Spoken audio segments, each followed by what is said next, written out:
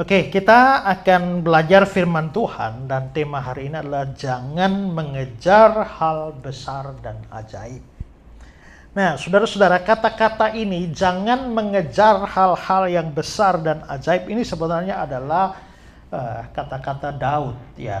Tapi saudara-saudara, memang di dalam perencanaan kita di tahun yang baru, kita mungkin merencanakan banyak hal yang perlu kita raih, perlu kita capai, baik dalam hidup kita, usaha kita, pelayanan kita, pekerjaan kita, pendidikan, atau apa saja. Nah, tapi mari coba kita lihat Mazmur 131. Dia bilang, nyanyian siarah Daud, Tuhan, aku tidak mengejar hal-hal yang terlalu besar atau hal-hal yang terlalu ajaib bagiku. Nah, karena di sini dikatakan ini adalah Mazmur Daud, maka ini adalah sesuatu yang ditulis oleh Daud. Dan ini bukan Tuhan yang berbicara kepada Daud, tapi Daud yang ngomong kepada Tuhan. Tuhan, aku tidak mengejar hal-hal yang terlalu besar atau terlalu ajaib bagiku. Nah, karena ini adalah ungkapan langsung kepada Tuhan, maka tentu Daud mengatakan sesuatu dari kejujuran hatinya. Dia jujur pada Tuhan, Tuhan, aku tidak inginkan hal-hal, tidak kejar hal-hal yang terlalu besar, terlalu ajaib. Nah, dari sisi terjemahan, kata mengejar di dalam ayat ini bahasa aslinya adalah halak, yang artinya bisa berjalan. Makanya di dalam terjemahan lama bilang, tiada aku berjalan menurut perkara yang terlalu besar. Dalam MILT dia bilang, aku tidak berjalan dalam perkara yang besar. Nah, berjalan ini kelihatannya berjalan secara cepat. Makanya Alkitab Indonesia terjemahan baru menerjemahkannya sebagai mengejar. Atau kata ini juga bisa dipahami sebagai peduli atau memfokuskan diri atau menghabiskan waktu untuk perkara-perkara yang besar dan ajaib. Makanya today's English version bilang, I am not concerned. Ya. Atau Chef bilang, I don't waste my time. Aku tidak akan membuang waktuku untuk mengejar hal yang terlalu besar dan terlalu ajaib. Nah, kata ajaib ini bahasa aslinya adalah pala, yang secara harfiah artinya tinggi. Makanya dalam terjemahan King James itu dikatakan or in things too high for me. Ya, hal-hal yang terlalu tinggi bagiku. Atau ini bisa juga diartikan sebagai hal-hal yang terlalu sulit dicapai, terlalu mustahil dicapai. Makanya Alkitab Indonesia sehari-hari, aku tidak mengejar hal-hal yang terlalu besar atau terlalu sulit. Contemporary English Version, impossible. Menggunakan kata impossible, hal yang tidak mungkin. Sehingga ayat ini secara harfiah bisa dikatakan, aku tidak berjalan pada hal-hal yang terlalu besar atau pada hal-hal yang terlalu tinggi bagiku. Maksudnya, aku tidak mengejar, aku tidak memfokuskan diriku, atau aku tidak menghabiskan waktuku untuk mencapai hal-hal yang terlalu sulit atau terlalu mustahil aku raih atau aku dapatkan. Nah, itu kira-kira yang dikatakan oleh Daud. Jadi, kalau kita mau mengambil ayat ini sebagai nasihat bagi kita di tahun yang baru, maka jangan mengejar, jangan menghabiskan waktu untuk meraih hal-hal yang terlalu mustahil kita dapatkan. Itu kira-kira sederhananya begitu. Tapi mendengar nasihat semacam ini kok rasanya aneh ya. Karena biasanya kita diberikan motivasi untuk berjuang, untuk berusaha meraih lagi sesuatu yang lebih maju, lebih besar, bahkan hal yang mustahil pun kita berusaha untuk raih. Seringkali kita mendapatkan nasihat semacam itu. Dan selain itu, apakah menginginkan hal yang besar, menginginkan hal-hal yang ajaib itu adalah sesuatu yang salah? Salahkah kita? Kita mau supaya usaha kita tambah maju dan tambah besar. Salahkah kita kalau berpikir bahwa pendidikan kita atau pendidikan anak-anak kita itu menjadi maju dan bertambah secara luar biasa? Atau salahkah kita kalau kita memikirkan bahwa pelayanan kita akan menjadi pelayanan yang jauh lebih maju, jauh lebih besar daripada yang sekarang. Salahkah kita kalau kita mempunyai mimpi-mimpi yang besar? Mantan dosen saya di sekolah teologi dulu berkata, lebih baik mimpi besar daripada mati jadi tuyul. Ya. Dan secara pribadi saya sendiri itu juga mempunyai harapan-harapan, mempunyai mimpi-mimpi yang besar. Di dalam pribadi saya, pendidikan saya, maupun juga pelayanan saya. Nah, masalahnya, ayat kita ini bilang, aku tidak mengejar hal-hal yang terlalu besar atau terlalu ajaib. Jadi bagaimana kita memahami ayat ini ya? Saya mau bahas ini dalam 3 bagian. Pertama adalah, apa yang dimaksudkan dengan hal-hal besar atau hal-hal ajaib atau hal-hal tinggi di sini? Pertama, saudara, ini tidak menunjuk pada seadanya hal-hal besar atau seadanya hal-hal ajaib atau tinggi. Dan karena itu tidak mutlak bahwa orang menginginkan sesuatu yang besar, sesuatu yang begitu hebat, itu menjadi sesuatu yang salah. Mengejar hal-hal yang ajaib, yang tinggi, menginginkan untuk usaha maju, pendidikan tinggi, bahkan sangat tinggi, karir yang melejit, pelayanan yang makin maju, juga tidak salah. Tuhan Yesus sendiri pernah ngomong sama murid-muridnya di Yohanes 14 ayat 12. Aku berkata kepadamu, sesungguhnya barang siapa percaya kepadaku, dia akan melakukan pekerjaan-pekerjaan yang aku lakukan, bahkan pekerjaan-pekerjaan yang lebih besar daripada itu. Yesus bilang murid-muridnya akan melakukan pekerjaan lebih besar. Ada yang menafsirkan kalau begitu maka kita bisa bikin mujizat lebih besar dari Yesus. Tapi Alkitab menunjukkan bahwa sepanjang Yesus hidup tidak ada yang bikin mujizat sehebat Yesus.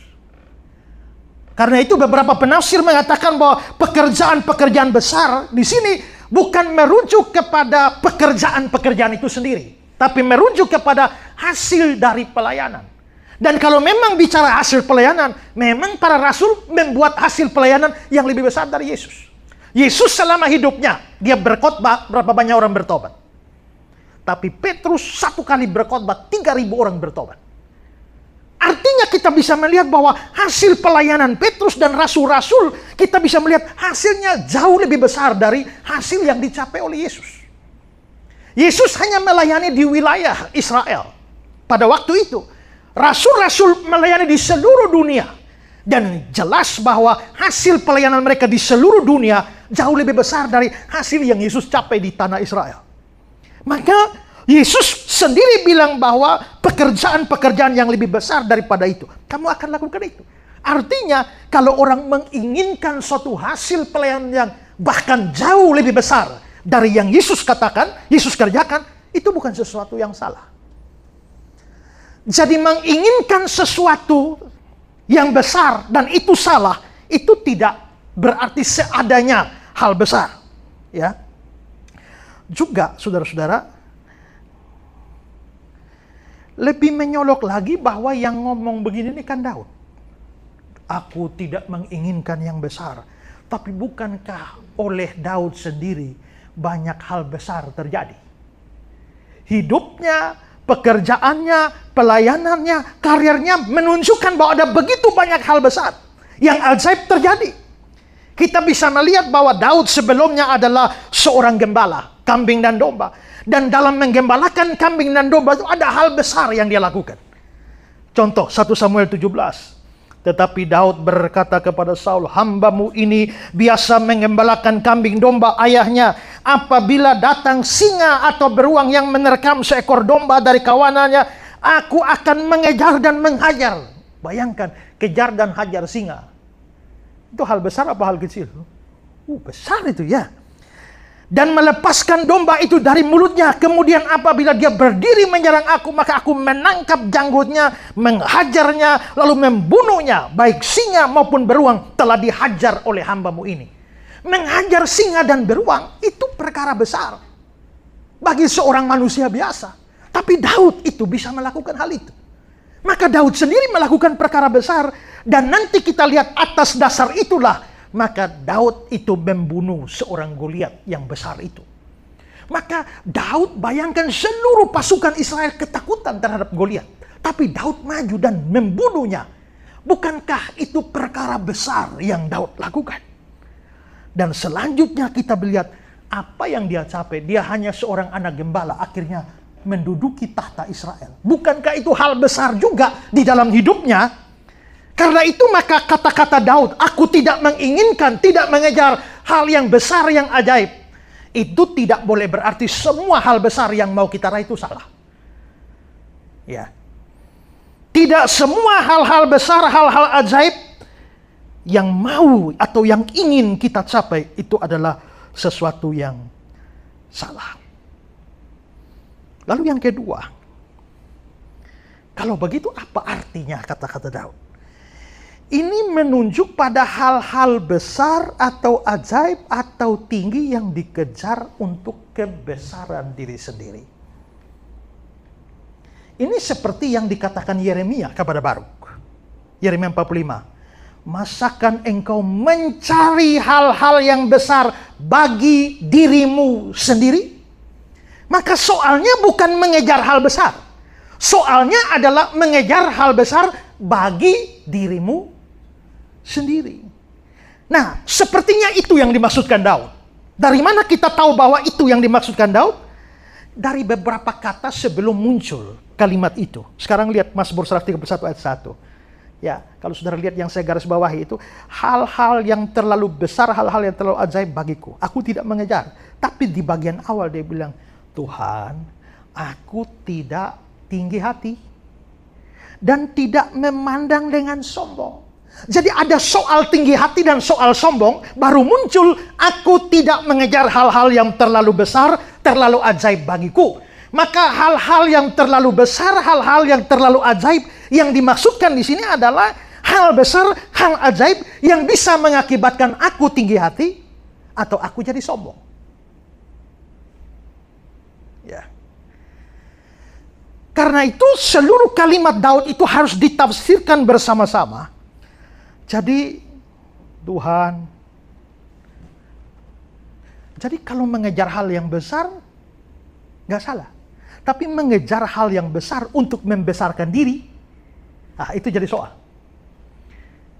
Mau mencapai hal yang ajaib sebagai mimpi besar yang kita mau capai, itu juga tidak salah. Tapi kalau melakukan itu demi kebesaran diri lalu menjadi tinggi hati dan menjadi sombong karena itu, maka itu jadi soal. Itulah yang Daud maksudkan, aku tidak mau semua itu yang bikin aku tinggi hati dan sombong. Ya. Daud memang pernah menghajar, membunuh singa dan beruang, tapi dia lakukan itu bukan demi kebesaran dan kehebatan diri sendiri. Lalu dia jadikan itu sebagai alasan, aku loh, ini hebat loh, singa beruang aku hancurkan loh. Tidak. Dia memang pernah membunuh Goliat yang perkasa, tapi itu dilakukan bukan untuk kebesaran dirinya sendiri dan untuk sombong-sombongan bahwa Goliat pernah aku taklukkan sebagai prestasiku. Dia maju dalam peperangan dan mengalahkan begitu banyak musuh. Berlaksa-laksa lebih daripada Saul. Tapi dia lakukan itu bukan demi kebesaran dirinya. Bahkan dia pada akhirnya mencapai puncak tertinggi menjadi Raja Israel. Tapi itu bukan karena atau demi kebesaran dirinya, lalu memandang dirinya dan begitu hebat sampai menjadi sombong. Dari semua ini saudara, kita bisa melihat bahwa menginginkan hal besar atau hal yang tinggi tidak selamanya salah, tergantung motivasi. Apa yang menjadi dasar motivasi kita menginginkan semuanya? Kalau untuk tinggi hati, untuk kesombongan, untuk kebesaran diri sendiri. Ini seperti orang menara Babel kan. Marilah kita mendirikan menara yang ujungnya sampai ke langit. Marilah kita cari nama. Jadi mereka sebenarnya membangun menara Babel itu mungkin saja tidak salah. Sebagai sebuah karya budaya. Tapi begitu motivasinya adalah untuk kebanggaan diri sendiri. Maka itu menjadi salah. Ya. Jikalau saudara menginginkan usaha saudara bertambah maju, supaya saudara bertambah kaya, lalu orang menghargai dan memuji saudara, lalu saudara menjadi merasa tinggi hati dan sombong dan merasa diri hebat, Maka nasihat ini untuk saudara. Aku tidak mengejar hal-hal yang terlalu besar atau hal-hal yang terlalu ajaib bagiku. Jikalau saya kuliah sedemikian rupa, berusaha untuk mengejar pendidikan yang jauh lebih tinggi, kalau perlu di luar negeri supaya orang melihat aku orang yang hebat. Nah, nasihat ini relevan untuk itu. Ya. Jikalau kita mau mencapai karier, pangkat, jabatan atau apa saja, bahkan termasuk kita membangun sebuah pelayanan dengan motivasi supaya orang akhirnya membuat pengakuan bahwa saya orang hebat karena bisa melayani sedemikian rupa. Maka di sini masalahnya. Ingat, hal-hal, jangankan hal yang pada dasarnya salah, hal yang pada dasarnya benar, motivasinya salah, itu juga dosa. Ya. Beribadah itu juga baik dan benar, tapi begitu orang motivasi beribadah itu salah, maka itu jadi dosa. Memberi persembahan itu baik dan perlu, wajib. Tapi kalau memberi persembahan lalu dilakukan dengan motivasi salah, supaya dipuji orang, apalagi ada orang-orang yang marah karena begitu sudah kasih persembahan banyak namanya tidak muncul di dalam warta jemaat. Ya, kalau dia protes karena mempertanyakan uangnya sampai atau tidak, benar tidak, itu no problem. Tapi kalau motivasinya supaya orang tahu dia kasih persembahan sebesar itu, maka beri persembahan pun itu jadi dosa. Dengan motivasi yang salah. Membuat konten rohani di medsos pun, itu sebenarnya baik dan bisa bermanfaat bagi banyak orang. Tapi motivasinya apa? Kalau motivasinya melenceng, maka itu pun jadi dosa.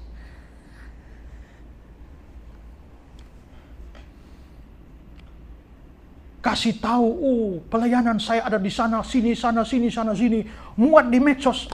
Itu juga baik dan bermanfaat.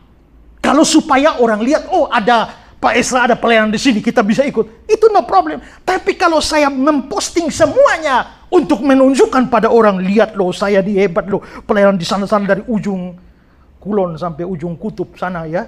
Maka pada waktu seperti itu, motivasi jadi soal. Maka hal yang benar pun itu menjadi salah begitu motivasinya salah. Nah, menginginkan hal-hal besar, hal-hal yang ajaib, begitu seandainya itu bukan dosa pun, motivasinya jadi menentukan. Nah, jadi Daud bicara soal motivasi untuk tinggi hati dan menjadi sombong. Karena itu sebenarnya di tahun yang baru ini kita boleh saja bikin rencana-rencana besar, tapi selalu pikirkan motivasi kita dalam meraih hal-hal besar itu apa. Nah, itu yang disoalkan di sini. Ya. Sekarang hal yang kedua. Mengapa tidak boleh mengejar hal-hal besar, ajaib, tinggi seperti itu? Dengan motivasi seperti itu.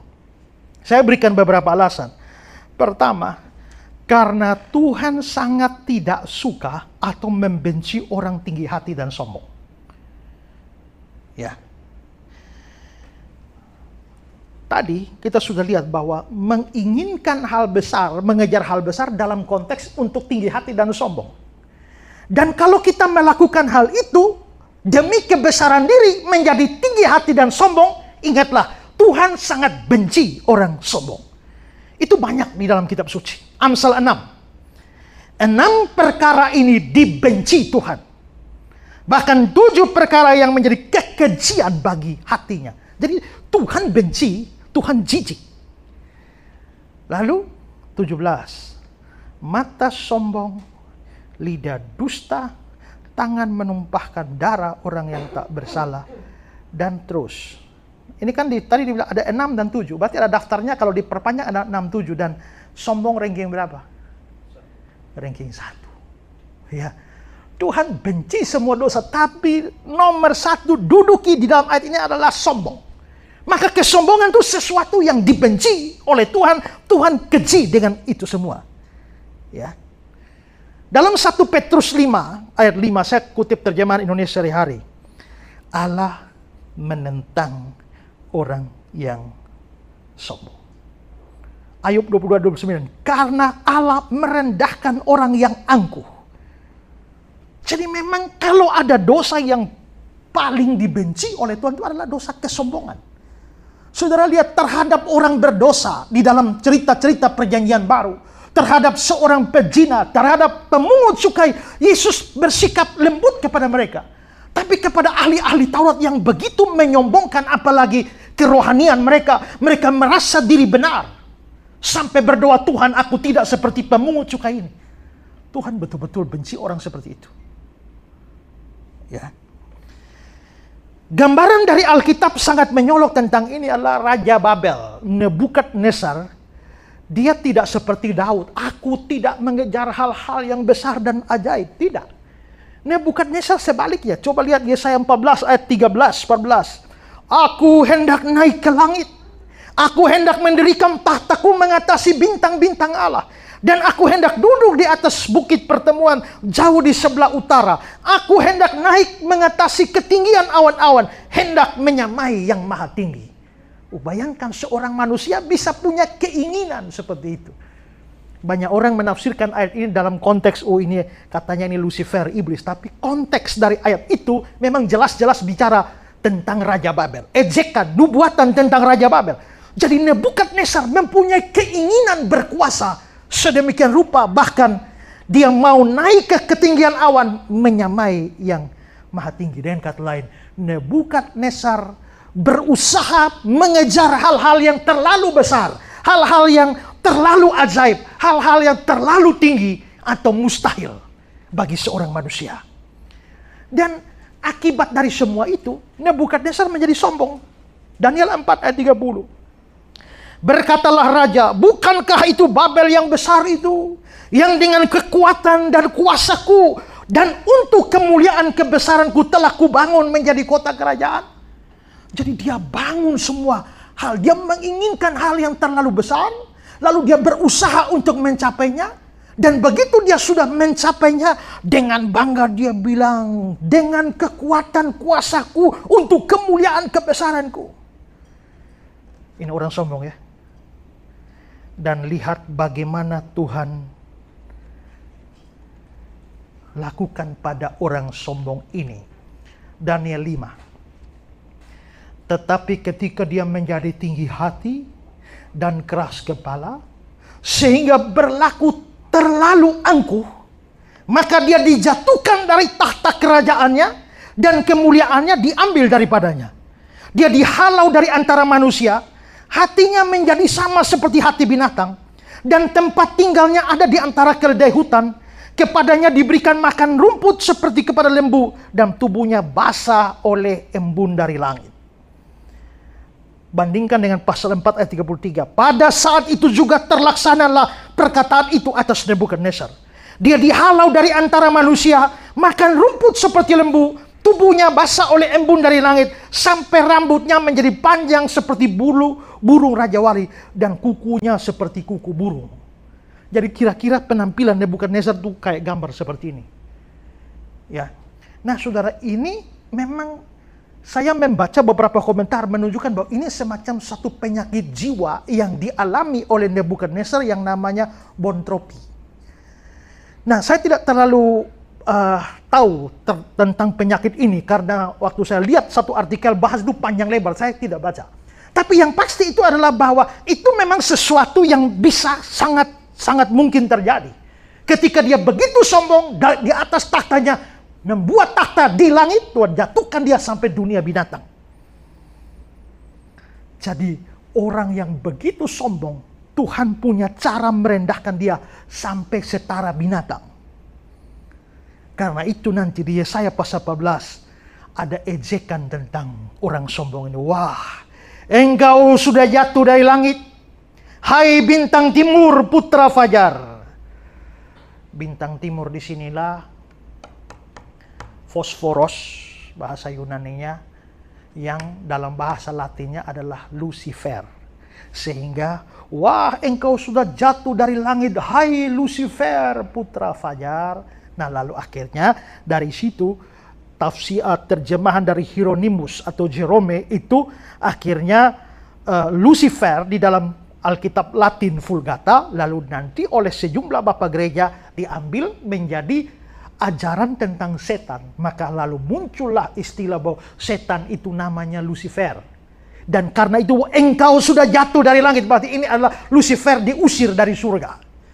Tapi sekali lagi, kalau kita lihat secara konteks, maka ayat ini tidak berkaitan sama sekali dengan setan.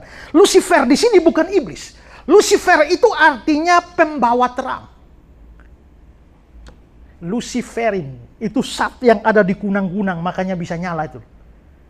Jadi sebenarnya Lucifer itu artinya bagus. Pembawa terang. Makanya nanti di Wahyu 22 ayat 16 tuh Yesus bilang, akulah bintang timur, akulah fosforos. Dalam bahasa Latin Yesus bilang, akulah Lucifer. Dalam ayat itu. Jadi sebenarnya Lucifer itu bukan iblis. Di sini gelar Lucifer yang bagus itu dikenakan kepada Nebukadnezar yang merasa diri begitu hebat. Makanya dia bilang, wah, engkau sudah jatuh dari langit, hai bintang timur, putra fajar. Engkau sudah dipecahkan dan jatuh ke bumi, hai yang mengalahkan bangsa-bangsa. Yang pro itu iblis. Kalau memang itu Nebukadnezar, kenapa dia bilang di langit lalu jatuh ke bumi? Itu kan pasti iblis. Tidak, itu bahasa puisi. Orang yang sombong itu seolah-olah dia mau bangun tahta di langit. Tapi Tuhan lempar dia ke bumi, itu artinya Tuhan menjatuhkan dia. Ini bahasa puisi ya. Dirikanlah bagi anak-anak tempat pembantaian oleh karena kesalahan nenek moyang mereka. Seperti supaya mereka jangan bangun dan menduduki bumi dan memenuhi dunia dengan kota-kota. Ayat 22. Aku akan bangkit melawan mereka. Demikian firman Tuhan semesta alam. Aku akan melenyapkan nama Babel dan sisanya. Anak cucu, anak cicitnya. Demikian firman Tuhan. Aku akan membuat Babel menjadi milik landak dan menjadi air rawa-rawa. Dan kota-kota itu akan kusapu bersih dan kupunahkan. Demikian firman Tuhan semesta alam. Nebukadnezar bangun Babel begitu hebat, tapi Tuhan sapu semua, kasih bersih. Ini hukuman bagi orang sombong. Dan semua ini menunjukkan pada kita, Tuhan benci kesombongan. Jadi apapun prestasi kita, apapun yang sudah kita capai, hendaklah itu tidak membuat kita jadi sombong. Tapi jangan juga berusaha mengejar hal-hal yang terlalu tinggi, terlalu ajaib, untuk menjadi dasar kesombongan kita. Itu seperti menara Babel itu yang mau ujungnya sampai ke langit. Tapi dilakukan demi kesombongan diri. Saya seringkali memakai sebagai ilustrasi ketika Tancredo Neves dari Brasil yang calon presiden ikut pemilu, lalu dia pidato, kalau aku bisa dapat sekian persen dari suara pemilihku, bahkan Tuhan pun tidak bisa geser aku dari kursi presiden. Dan akhirnya dia menang pemilu dan dinobatkan sebagai pemenangnya. Tinggal hari pelantikan. Besok pagi mau pelantikan presiden, ini sore sakit kepala, bawa dengan ambulans ke rumah sakit. Sebelum sampai rumah sakit mati. Padahal besok pelantikan. Maka koran-koran Brasil keluarkan berita, dan Tuhan pun menggeser dia dari kursi presiden. Itu menunjukkan bahwa memang Tuhan tidak suka orang sombong. Karena itu sekali lagi, saya kemarin di Kupang saya khotbahkan ya, saya banyak dipuji orang, dan itu bisa sombong. Tapi supaya memberikan perimbangan, Tuhan tidak hanya izinkan saya dipuji, tapi tujuan Tuhan izinkan saya dicaci juga. Dimaki-maki, dihina-hina orang juga. Ya. Kalau saya dihina terus, tidak dipuji, bisa jadi rendah diri. Tapi kalau dipuji terus, bisa melambung tinggi, jadi sombong. Supaya Tuhan berikan perimbangan semacam itu. Karena itu, saya bersyukur tahun 2023, Tuhan terima kasih karena tahun 2023 ini ada banyak pujian yang saya dapat, tapi ada banyak cacian juga saya dapat. Jadi akhirnya imbang-imbang juga ya. Sehingga tetap mawas diri, tetap sadar diri. Karena itulah maka seperti pengakuan Daud itu ya. Kita harus berkata, aku tidak mau mengejar hal-hal terlalu besar, terlalu ajaib bagiku, yang menyebabkan aku menjadi sombong dan tinggi hati. Itu lengkapnya seperti itu. Jadi kenapa kita tidak boleh lakukan itu? Karena Tuhan benci orang sombong. Kedua adalah karena Tuhan sudah memberikan kepada masing-masing orang bagiannya sendiri. Ya, Tuhan itu sudah mengatur masing-masing orang itu dengan bagiannya sendiri. pada waktu untuk memimpin bangsa Israel keluar dari Mesir, Tuhan sudah menetapkan Musa sebagai pemimpinnya. Anehnya, Musa tidak pandai bicara. Saudara-saudaranya justru yang pandai bicara, yaitu Harun. Tapi bukan Harun yang dipilih untuk memimpin, Musa yang dipilih. Keluaran 7, berfirmanlah Tuhan kepada Musa, lihat, aku mengangkat engkau sebagai Allah bagi Firaun, dan Harun abangmu akan menjadi nabimu, juru bicara. Engkau harus mengatakan segala yang kuperintahkan padamu, dan Harun abangmu harus berbicara kepada Firaun, supaya dibiarkannya orang Israel itu pergi dari negerinya. Ada Harun yang adalah kakak, pintar bicara, tapi bukan dia yang dipilih Tuhan. Tuhan pilih Musa. Tuhan tetapkan Musa. Itu berarti memang untuk jabatan pemimpin itu ada bagiannya, yaitu Musa. Harun, Tuhan tetapkan untuk menjadi nabinya atau juru bicaranya. Harun jangan mau lari naik. Itu melanggar ketetapan Tuhan. Ya. Dari 12 suku Israel, suku Yehuda lah yang dipilih untuk menurunkan raja-raja Israel, termasuk juru selamat kita, Yesus. Makanya tadi kita nyanyi, dialah singa dari Yehuda. Iya kan? Tidak bilang dialah singa dari Sebulon. Tidak kan? Dari Yehuda. Artinya memang Yehuda yang dipilih. Sedangkan suku Israel banyak. Tapi Yehuda yang ditetapkan untuk itu. Di dalam terang perjanjian baru misalnya kita melihat. Kalau kita baca di dalam surat Korintus dan beberapa surat yang lain. Roh memberi karunia kepada seorang ini. Lalu kepada seorang yang lain roh memberi karunia ini. Kepada yang lain roh ini. Artinya roh itu tidak memberi karunia semua orang sama rata. Atau satu jenis karunia diberikan pada semua orang. Makanya ada orang merasa semua harus bahasa roh, itu salah itu. Karena kepada seorang diberikan karunia bahasa roh, tapi kepada yang lain tidak. Nah kalau tidak jangan dipaksa-paksa. Memaksa-maksa supaya ikut bahasa roh itu namanya mengejar hal yang terlalu besar dan terlalu ajaib yang Tuhan tidak berikan kepada kamu. Dulu kalau saya lihat saudara orang berdoa, saya pernah lihat satu video di KKR saudara ya. Di KKR ribuan orang, lalu itu orang bicara doa bahasa roh, lalu dia bilang ada seorang ibu berbaju merah duduk di pojok sana, sudah kena kanker 3 tahun, dokter sudah angkat tangan, berdiri, dari syuting sana berdiri, wow hebat sekali, panggil maju dalam nami sembuh, wih ini orang sudah ada karunia bahasa roh, lalu dia dapat bisikan Tuhan, persis ada orang baju merah di sana. Tahu lagi sudah kanker 3 tahun, doa kesembuhan, sembuh. Wih, pikir-pikir ini kalau saya punya karunia begitu juga hebat ini ya. Dulu ada orang sakit. Di sana tuh Pak ya. Ini pengalaman saya sama Pak Gedul itu. Orang sakit, jemaat sakit, lalu kita dua pergi doa. Pergi cari buku di perpustakaan, mau kunjungi. Kita sudah habis doa. Lalu minggu depan datang, maukah engkau sembuh? Bawa buku, maukah engkau sembuh? Ternyata sampai rumah saya sudah mati. Belum sempat baca buku, maukah engkau sembuh? Sudah mati. Saya juga doa orang itu lebih banyak matinya daripada sembuhnya. Maka saya berdoa, Tuhan kasih saya karunia ini. Menginginkan itu.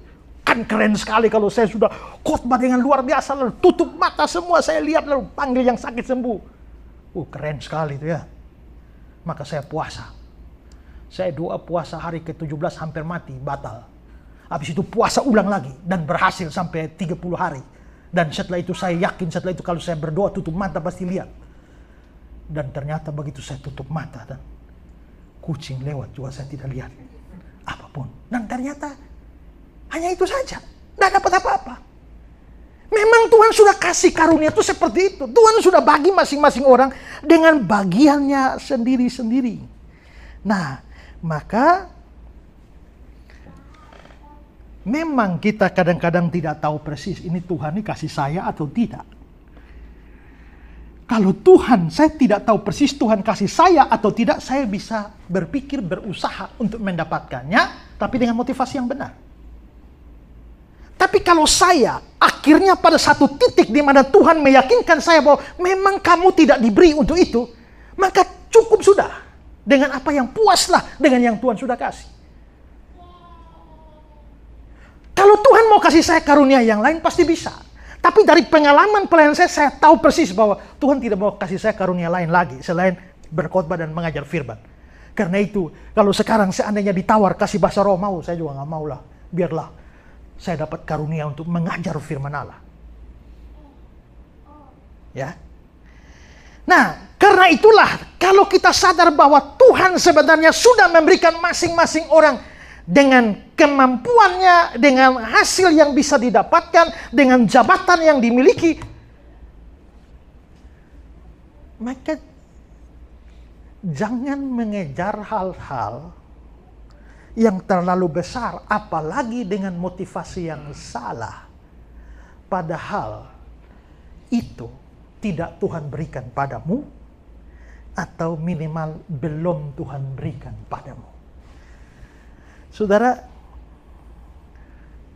Musa, tadi saya bilang, dia yang Tuhan tetapkan kan? Harun itu abangnya, tapi abangnya itu harus tunduk pada dia.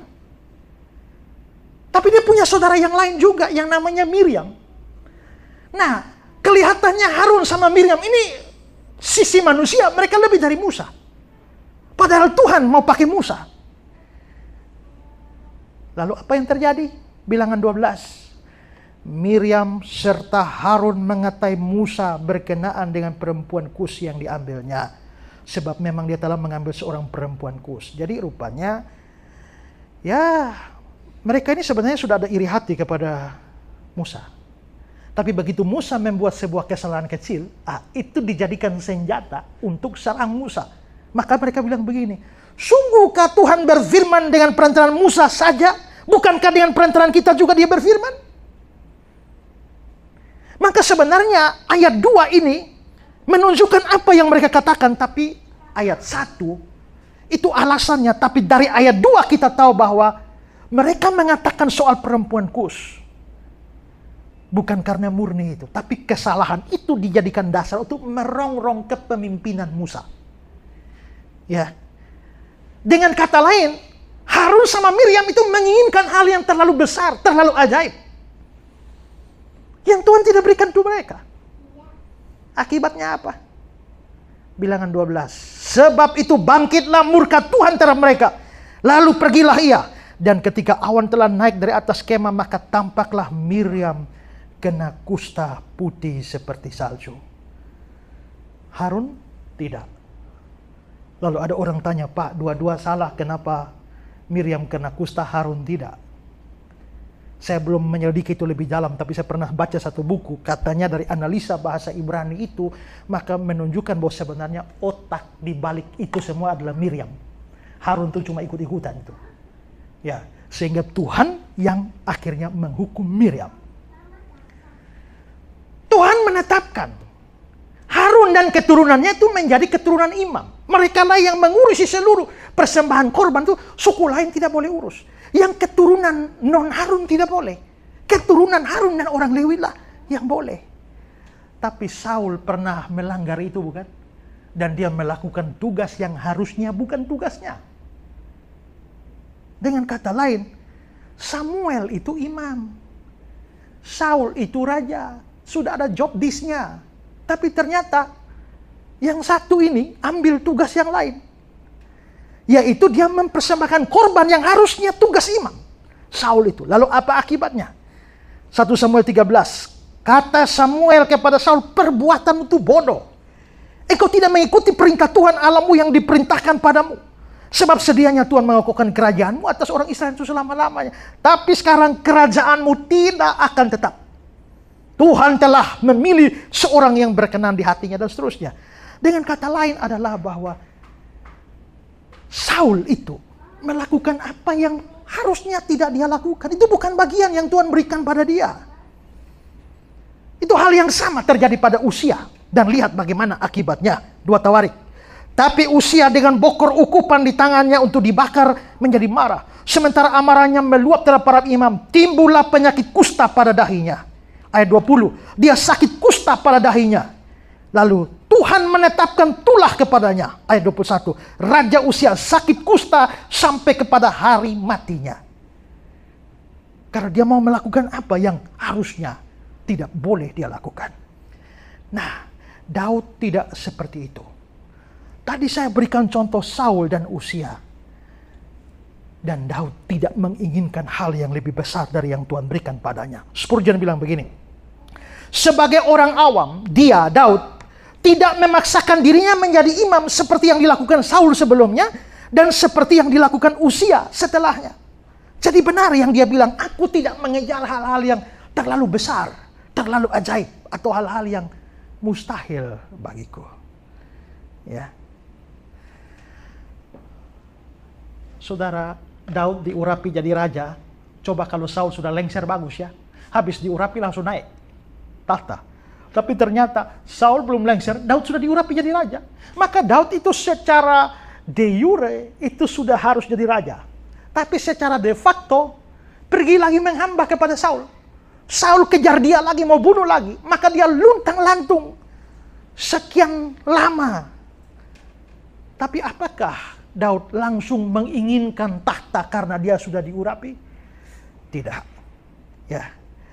Dia tidak mau mengejar hal-hal yang terlalu besar. Dalam Cambridge Bible dia bilang, pemazmur telah mendidik diri sendiri untuk meninggalkan rencana ambisius yang tidak praktis dan menerima peran yang tidak penting. Semua ini menunjukkan bahwa Tuhan sudah menetapkan bagian kita masing-masing. Karenanya adalah tidak benar kita mengejar hal-hal yang terlalu besar, terlalu tinggi, terlalu ajaib yang tidak ditetapkan untuk kita. Kalau kita memang belum tahu dan motivasinya benar, silakan. Tapi kalau pada akhirnya Tuhan mengkonfirmasi kepada kita dalam pengalaman kita bahwa itu memang bukan untuk kita, ya sudah, jangan mengejarnya. Tadi saya singgung karunia rohani, ya. Dan dalam 1 Petrus dia bilang, layanilah seorang akan yang lain sesuai dengan karunia yang diperoleh. Lain cerita kalau di sini misalnya tidak ada lagi karunia yang lain, hanya saya saja. Ya sudah, apa boleh buat? Saya bukan seorang guru sekolah minggu.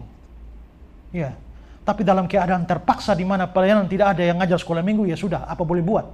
Walaupun kacau balau juga kan? Tapi kalau sudah ada guru sekolah minggu, lalu saya mau rambang semua, itu saya menginginkan hal yang terlalu besar bagi saya.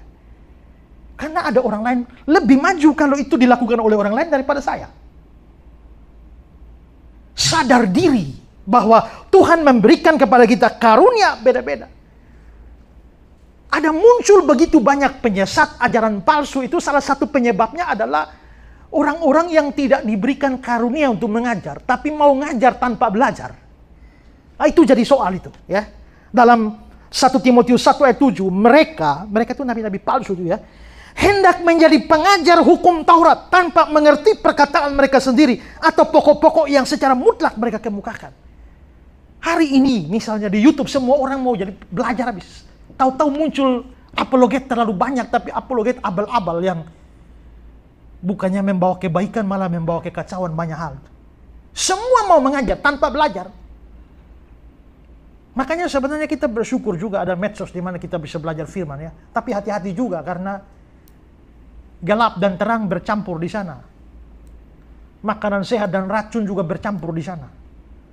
Maka pintar-pintarlah memilah semua itu ya. Nah, karena itu penting bagi kita menilai diri kita sesuai hikmat dari Tuhan untuk mengerti apa yang diberikan pada kita. Sehingga kita tidak mengejar hal-hal yang terlalu besar, terlalu tinggi, yang tidak pernah diberikan atau hendak diberikan Tuhan kepada kita. Saya berikan 2 kutipan dari Spurgeon yang bagus. Adalah baik untuk melatih diri kita pada kesalehan, sehingga kita mengetahui lingkup kita yang sebenarnya. Dan dengan rajin menjaganya. Banyak orang karena ingin menjadi besar, telah gagal untuk menjadi baik. Waktu saya renungkan ini saya kaget, iya ya. Banyak orang tuh kepengen besar, lalu gagal jadi orang baik. Akhirnya dia berhasil jadi orang baik, orang besar, tapi gagal jadi orang baik, malah jadi orang jahat. Berapa banyak orang seperti itu? Ya. Banyak orang karena ingin menjadi besar, telah gagal menjadi orang baik. Mereka tidak puas menghiasi tempat-tempat rendah yang ditetapkan Tuhan bagi mereka.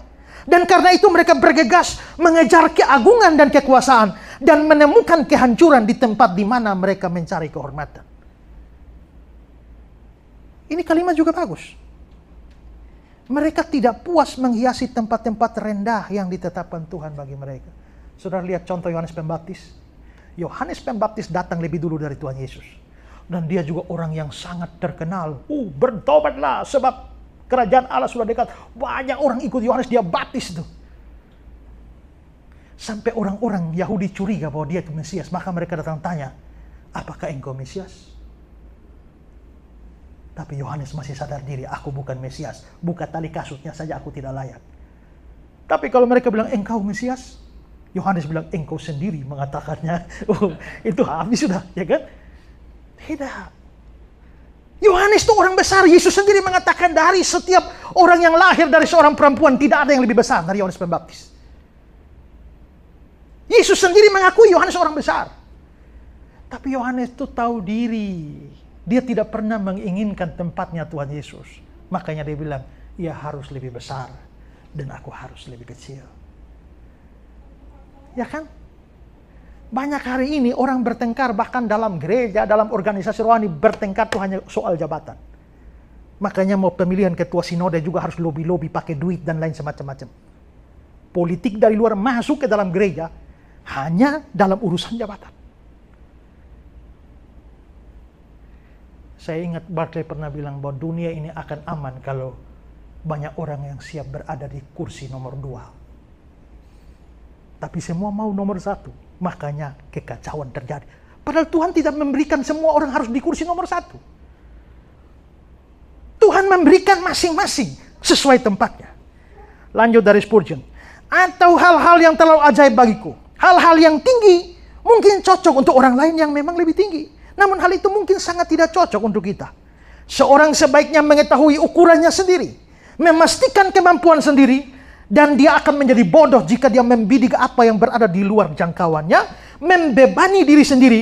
Dan dengan demikian melukai diri sendiri.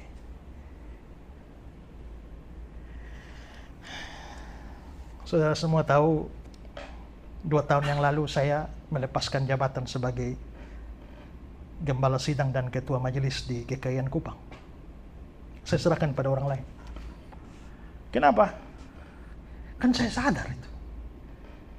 Tuhan memang pakai saya untuk membangun gereja itu dan memimpin gereja itu selama 14 tahun. Tapi saya sadar bahwa itu bukan karunia saya sebenarnya. Dan saya sendiri, kesadaran saya menderita karena itu bukan karunia saya. Karena orang-orang mungkin gereja di kota ini, orang mungkin pendeta berkunjung malah mengganggu ya. Tapi kalau di Timor sana tuh, itu kunjungan pendeta, besoknya pendeta itu penting. Dia sakit, dia mau pendeta ada. Jangankan dia sakit, kucingnya sakit, dia mau pendeta ada. Gembala ada. Dan saya tidak bisa seperti itu. Kalau saya belajar firman berjam-jam, saya betah. Tapi tiba-tiba ada orang sakit, ada orang ini, aduh. Dengan terpaksa saya harus meninggalkan pelajaran saya yang lagi hot-hotnya lalu pergi. Tapi kalau tidak, saya tidak pergi. Sampai ada orang, Bapak Pendeta, ini Bapak, maksudnya suami ada sakit, bisa datang doa. Saya bilang, bisa besok kah? Ya baik Pak Pendeta. Besok baru saya mau pergi. Pergi memang Bapak sudah mati. Wih, saya rasa bersalah sekali. Tapi kalau saya tidak datang, jemaat, ini kok gembala tidak muncul-muncul ya? Gembala tidak muncul-muncul. Di mana gembala? Di mana gembala? Tapi kan saya ada perangkat pengembalaan. Begitu ada orang sakit, saya perintahkan yang ini, hamba Tuhan ini ke sana, hamba Tuhan ke sini. Semua mereka pergi, tapi mereka tetap minta, gembala kok tidak datang? Loh, kaki tangan gembala sudah datang itu. Tapi mereka tetap, gembala kok tidak datang? Saya pikir-pikir kalau begini lebih baik ganti gembala saja. Akhirnya saya mundur, gembala kasih orang lain. Nah sekarang yang biasa kunjung-kunjung itu, nah itu yang jadi gembala. Sekarang mereka tidak bisa protes lagi, tidak ada gembala. Gembala ada setiap saat kok. Ya. Pada waktu saya mundur, yang wawancara saya, Pak, pada saat semua orang mau duduk di kursi nomor 1, kenapa Bapak justru lepas? Saya bilang, ya, kalau Tuhan lebih dimuliakan jika saya duduk di kursi nomor 1, saya akan tetap duduk di sini. Tapi kalau ternyata nama Tuhan bisa lebih dimuliakan kalau saya mundur dan kasih orang lain, saya mundur. Kenyataannya apa? Banyak orang memprediksi, kalau Pak tidak memimpin lagi, gereja pasti akan sepi. Tapi kenyataannya sekarang justru gereja di Kupang banyak sekali. Sampai manusia-manusia yang saya tidak tahu dari mana. Ya, kemarin tanggal 24 terpaksa banyak orang pulang, tidak dapat tempat duduk. Yang tidak pernah terjadi waktu saya memimpin. Kerelaan untuk melihat orang lain dipakai oleh Tuhan dan membiarkan. Dan kalau saya ada di tempat nomor 2 untuk mendukung, itu jauh lebih terhormat daripada saya menginginkan tempat orang lain. Ya. Sekarang yang ketiga, terakhir. Terus bagaimana kita harus bersikap? Kalau memang mengejar hal yang terlalu besar, terlalu tinggi, belum tentu salah. Kalau mengejar hal yang terlalu besar, terlalu tinggi, bisa menjadi salah. Terus bagaimana saya mesti bersikap? Kita lihat lengkap kalimat Daud di Mazmur 131 itu ya. Aku tidak mengejar hal-hal yang terlalu besar atau terlalu ajaib bagiku. Tapi tidak stop di situ. Daud bilang, sesungguhnya aku telah menenangkan dan mendiamkan jiwaku. Seperti anak yang disapi berbaring dekat ibunya. Ya, seperti anak yang disapi jiwaku dalam diriku. Lalu ayat 3, berharaplah kepada Tuhan, hai Israel, dari sekarang sampai selama-lamanya. Apa arti kata-kata Daud ini? Artinya sederhana, yaitu dia berserah dan berharap kepada Tuhan. Dia tidak perlu mengejar hal-hal yang terlalu besar, terlalu tinggi bagi dirinya. Dalam hal ini adalah tahta Israel yang memang sedang diduduki oleh Saul. Dia tidak perlu kejar itu. Dia belajar menenangkan dan mendiamkan jiwanya. Seperti anak yang disapi berbaring dekat ibunya. Dia percaya jikalau memang dalam ketetapan Tuhan bahwa dia harus menduduki tahta itu, Tuhan punya 1000 caranya untuk membawa dia ke tahta itu. Tanpa harus dia melakukan kudeta misalnya. Supaya rakyat mendukung dia. Dan dia duduki tahta itu. Tidak. Dalam hal ini, hal-hal besar itu, dia hanya berharap pada Tuhan. Kalau Tuhan kasih, Tuhan pasti kasih. Dan Tuhan pasti menggerakkan dia ke arah sana. Seperti kata Henry, dia bersikap rendah hati seperti anak kecil yang baru disapi. Dapat diatur dan diarahkan sama seperti anak itu. Dan jauh dari mengejar perkara-perkara yang tinggi. Dia sepenuhnya tunduk pada pengaturan Allah. Sama seperti anak tunduk pada perintah ibu atau pengasuhnya. Dia jauh dari ingin menguasai kerajaan itu bagi dirinya sendiri. Meskipun dia diurapi sebagai raja. Atau menilai diri berdasarkan pengharapan apa yang dicapai di masa depan. Sama seperti seorang anak dalam gendongan ibunya. Dalam hikmat dan bijaksana Tuhan, kita harus membatasi diri dari hal-hal di luar jangkauan kita. Di luar atau hal-hal yang terlalu besar, terlalu ajaib yang pada akhirnya kita memang berserah kepada Tuhan. Karena belum tentu juga Tuhan tidak mau kasih hal besar itu pada kita. Tuhan bisa kasih. Tapi biarlah itu diatur oleh Tuhan. Amos pasal 7. Jawab Amos kepada Amasya, aku ini bukan nabi. Aku ini tidak termasuk golongan nabi. Aku ini seorang peternak dan pemungut buah arah hutan. Jadi dia sadar dirinya itu siapa. Tetapi Tuhan mengambil aku dari pekerjaan menggiring kambing domba. Dan Tuhan berfirman kepadaku, pergilah bernubuatlah kepada umat Israel. Dengan kata lain, Amos mau berkata, aku ini orang biasa. Aku ini orang rendahan, bukan siapa-siapa. Aku tidak mengejar hal-hal yang terlalu besar, terlalu tinggi, terlalu ajaib. Misalnya menjadi nabi. Tapi ternyata Tuhan menghendaki lain. Tuhan mau aku menjadi nabi. Karenanya dia berfirman, pergilah bernubuatlah terhadap umatku Israel. Maka jadilah aku seorang nabi. Tapi bukan karena aku mengejar dengan ambisiku yang didasarkan pada keinginan membesarkan diri lalu mau jadi nabi. Kalau Tuhan panggil jadi nabi, jadilah nabi. Tapi kalau Tuhan tidak panggil jadi nabi, jangan mau jadi nabi, nanti jadi nabi palsu. Ya.